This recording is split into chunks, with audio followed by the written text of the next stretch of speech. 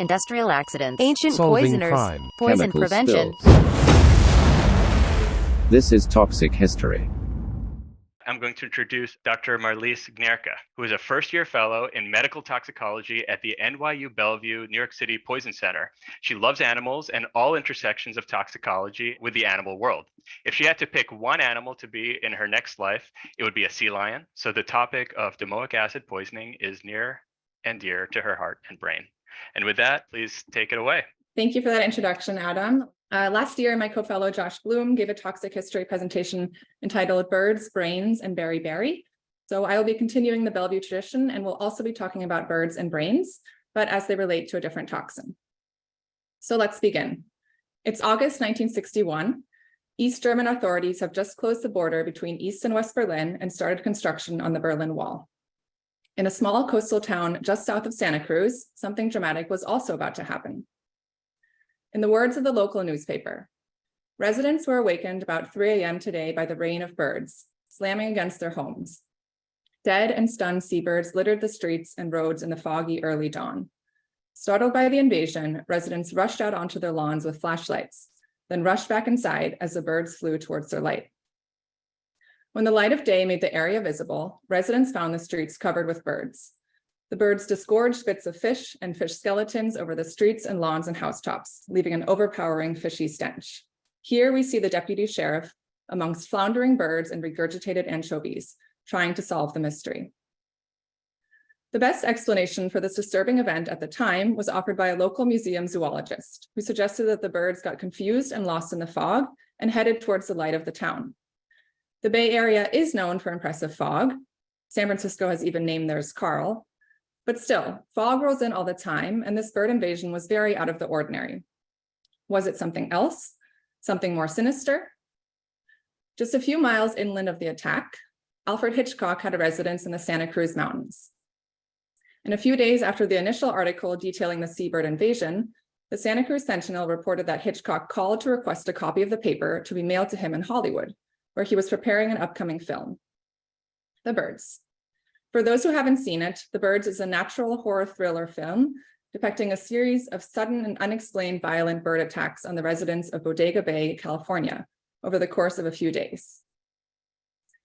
Despite its obvious publicity benefits for his new picture, Hitchcock denied having anything to do with a feathery invasion of Capitola. Merely a coincidence, Hitchcock purred knowingly.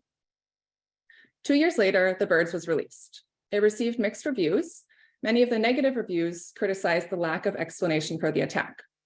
To quote from a Time magazine review, "Why did the birds go to war? Hitchcock does not tell, and the movie flaps to a plotless end."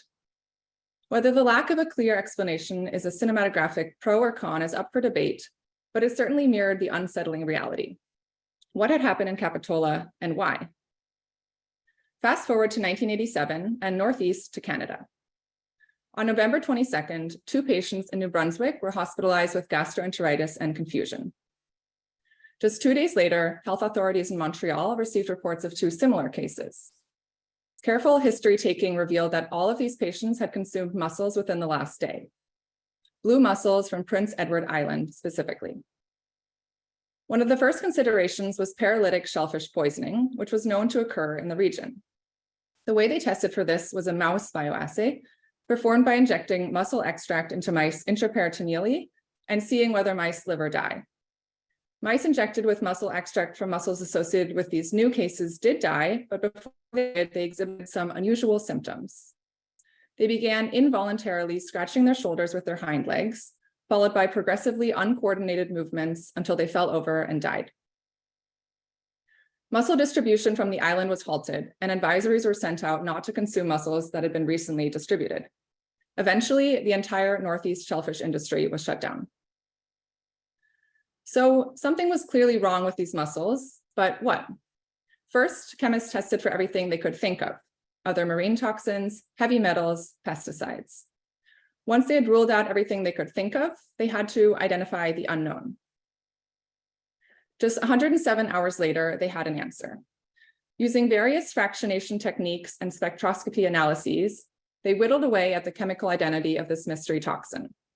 Structural and spectral information was checked against chemical registries as they went. And they had actually already narrowed it down to a handful of possible formulas when the chemical registry spit out a match, domoic acid. So the culprit wasn't actually an unknown.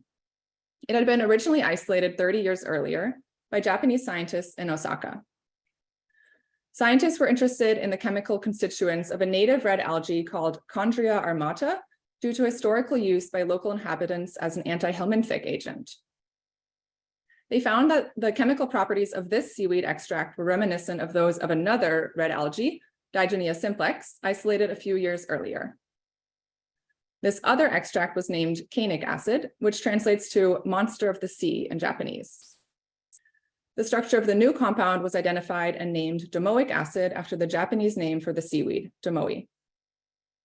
And indeed, patients with Ascaris infection treated with 20 milligrams of domoic acid were found to be worm-free by stool and X-ray examination. Subsequent studies demonstrated insecticidal and neuroexcitatory activity in cockroaches and houseflies, as well as mammalian neurotoxicity leading to seizures in rats. So what's the deal with the seaweed sea monster toxicity? Let's take a look at their structures. Here we have canic acid on the left and domoic acid on the right. As you can see, they look pretty similar. Domoic acid is basically canic acid with a tail. In fact, there's something else they resemble. This third structure on the top is glutamic acid. If you open up that ring, the resemblance becomes clear. So domoic and canic acids are glutamic acid analogs. If you deprotonate glutamic acid, you get glutamate, which we know is the main excitatory neurotransmitter in the CNS. It's essential for things like memory, learning, and attention. But as we know all too well in toxicology, too much of a good thing can be bad. And this is one of those examples. Glutamate binds to a variety of receptors. 8 so-called metabotropic receptors, which are G protein coupled receptors, and 3 so-called inotropic receptors, which are ligand-gated ion channels, NMDA, AMPA, and kainate, named after its affinity for our monstrous seaweed friend. Due to structural similarity, domoic acid can bind and activate canic acid and AMPA receptors. This leads to vesicular release of actual glutamate into the synapse, which then activates the other glutamate receptors. Sustained stimulation leads to an inability to maintain intracellular homeostasis and osmotic damage, and an influx of calcium triggers a cascade of events mediating cell injury and death. The hippocampus is particularly sensitive to this excitotoxicity due to the high concentration of canic acid receptors there. So domoic acid excitotoxicity leads to neuronal loss and astrocytosis in the hippocampus, as well as other limbic structures. As we know, the hippocampus plays a vital role in memory. Hippocampus comes from the ancient Greek words hippos for horse and campos for sea monster. In other words, domoic acid binds Japanese sea monster receptors in the Greek sea monster. It's pretty poetic. Of note, glutamic acid also has seaweed ties.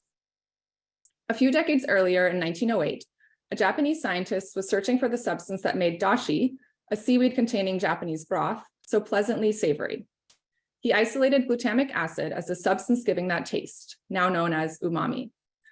Glutamate stimulates amino acid and metabotropic glutamate receptors in taste buds to induce the flavor of umami. After playing around with a few different salts of glutamate, he found that monosodium glutamate was the most palatable and patented MSG. Does MSG, when ingested, cause toxicity? This could really be a webinar topic of its own, but it's worth a brief tangent. It all started with a letter to the editor in the New England Journal of Medicine in 1968, written by a Dr. Ho Man Kwok. He described symptoms of numbness in his back and arms, generalized weakness and palpitations after eating out at Chinese restaurants, and speculated whether it might be due to MSG used for seasoning. The letter sparked a lot of interest. Responses described other anecdotal experiences and possibly questionable taste test studies. The concern spread from the medical literature to popular media, and the public grew wary. Chinese restaurants started displaying signs that they didn't use MSG, and MSG was removed from baby food. In the 90s, the FDA asked an independent scientific group to examine the safety of MSG. The report found that a subset of sensitive individuals developed mild and transient symptoms with ingestion of more than 3 grams of MSG in the absence of food. But this is much more than is encountered in typical meals, and almost no one is encountering MSG in the absence of food. So the FDA considers MSG generally recognized as safe. Many have tied the MSG panic to xenophobia and racism against Chinese culture. MSG is not only found in Chinese food. We already know that it's found naturally in dashi, which is Japanese, and it's also found in many foods outside of East Asia, mushrooms, tomatoes, and aged cheese. It's also an additive in many distinctly American foods, Doritos and Pringles, which no one seemed to have weird reactions to.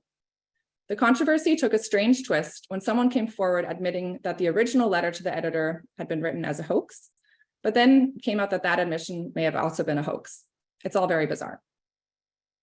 In January 2020, a campaign called Redefine CRS was launched, calling on Merriam-Webster to change their dictionary entry. And they were successful. Here is the new dictionary entry. So a lot to unpack with seaweed, and we aren't done yet. To sum up, we have 3 seaweeds containing 3 glutamate receptor activating compounds. 1 is delicious, and 1, domoic acid, has just been identified as the mystery toxin causing a new mystery syndrome following shellfish ingestion. How did the domoic acid get into the mussels? Mussels are filter feeders, and their major source of food is seaweed. Actual marine biologists would use the word phytoplankton, which are basically little drifting organisms capable of photosynthesis. For our purposes, little seaweed bits. The red algae from which domoic acid had originally been isolated is only found in the Indian and Pacific Oceans, but investigation revealed an intense bloom of a particular phytoplankton called Nitzschia pungens in Prince Edward Island waters just before the outbreak. And sure enough, when injected into mice, these phytoplankton caused the terrible itching death response. This phytoplankton has since been renamed Pseudonitzschia.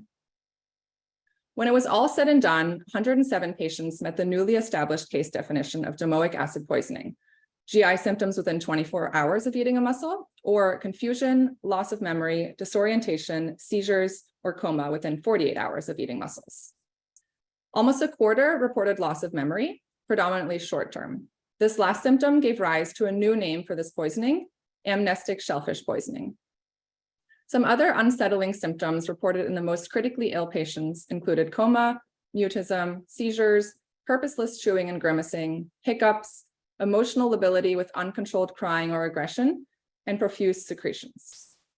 Several patients died, and autopsy showed neuronal necrosis or cell loss and astrocytosis, most prominent in the hippocampus and amygdaloid nucleus. Once the toxin and vector had been identified, mussels and other shellfish could be tested, and safe consumption could resume. Life could go on. But the sea monster didn't rest for long. Over the next few years, pelicans and sea lions were found sick and dying along the coast of California, right back in Santa Cruz, in fact. Their symptoms were reminiscent of those seen in the unfortunate bioassay lab mice and the patient zero Canadians. Pelicans were described to display a characteristic slow side-to-side head motion, tremors, and uncoordinated flying due to attempts to scratch their pouch while flying. They would eventually lose awareness of their surroundings, fall over, and lie on their back, slowly paddling their feet until they died. Sea lions displayed head waving, ataxia, profuse secretions, and seizures. Here is a sea lion getting an EEG. In both of these cases, the vector was actually not shellfish, but anchovies, which pelicans and sea lions have been feasting on since way before tinned fish became artisanal. Whether mussel or anchovy, the idea is the same. Domoic acid from phytoplankton bioaccumulates up the food chain. Wait. Did someone say crazy birds in Santa Cruz area? The 91 pelican incident felt a little too familiar, and a few years later, a local marine biologist speculated that domoic acid might have been responsible for the 1961 Capitola attack. It made a lot of sense, but could they prove it? Unfortunately, there were no preserved bird carcasses from 30 years ago to inject into mice, but there was something else. A program originally established in 1949 to investigate the collapse of the sardine fishery had since morphed into a long-term marine ecosystem research program. And one way they collected data was by performing so-called plankton tows, basically pulling mesh nets through the water at various offshore stations, shown here, and archiving the collected zooplankton. What exactly is a zooplankton? They are the animal version of phytoplankton, which, if you recall, was essentially microscopic seaweed. Apparently, plankton just describes an organism that can't propel itself. So interestingly, zooplankton include everything from single-celled protozoans, these midi shrimp-like cuties, and even jellyfish. Zooplankton are animals because they can't feed themselves by photosynthesis like phytoplankton can. So they have to eat phytoplankton or other animals. One particular zooplankton called a kelp provides an especially good snapshot of marine flora because they are non-selective filter feeders. Here is a kelp. To quote something I saw when I Googled, what is a kelp? It is the love child of a jellyfish and a slug, and I really couldn't agree more. In fact, kelps are actually more closely related to humans than jellyfish because they have complex nervous, circulatory, and digestive systems, including a brain, a heart, and intestines, and even a very creepy little eye. So the marine biology team was able to analyze the gut contents of kelps and other zooplankton collected around Santa Cruz in 1961 to reconstruct the regional flora present at that time. And indeed, as they published in 2011, toxin-producing species of Pseudonychia accounted for 79% of the phytoplankton present in the guts of these organisms. From this, the authors conclude that Pseudonychia and domoic acid were indeed most likely responsible for the strange behavior of the birds in August 1961, which led Hitchcock to make his film. With time, the film's reputation improved among critics, and it's now considered by many to be the last great Hitchcock movie. Film buffs in the audience might ask, but wasn't Hitchcock's film based on a book? It was indeed based on a story by Daphne du Maurier set in her home county of Cornwall, England. And the inspiration for her story was supposedly the sight of a farmer being attacked by a flock of gulls as he plowed a field one day. Now, I don't think anyone has investigated the contents of British zooplankton bellies from the 1950s yet, but I will end with a picture of Cornwall on the map. It's seaside. With that, I too will flap to an end. I hope you've enjoyed this discussion of birds, brains, cinema, and marine toxicology. Since the original outbreak in Canada, monitoring programs have prevented further major outbreaks in humans, so you can leave this talk feeling relatively safe eating commercial mussels. But animals remain at risk. Harmful algae blooms are already increasing in frequency and will likely continue to do so as climate change progresses. Thanks for listening.